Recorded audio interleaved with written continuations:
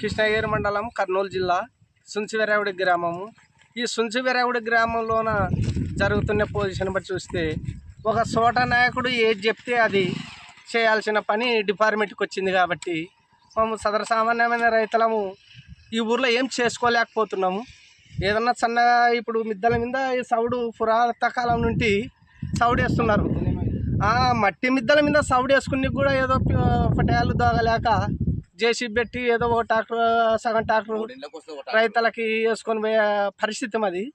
అలాంటప్పుడు ఇక్కడ డిపార్ట్మెంటు పోలీసులు వచ్చి ఊర్లో ఉండి ఆ ట్రాక్టర్లని సోట నాయకుడు ఎవడో చెప్తే నిలబెడితే పరిస్థితి మేము ఏ విధంగా చేసుకోవాలని చెప్పేసి నేను చెప్తున్నా.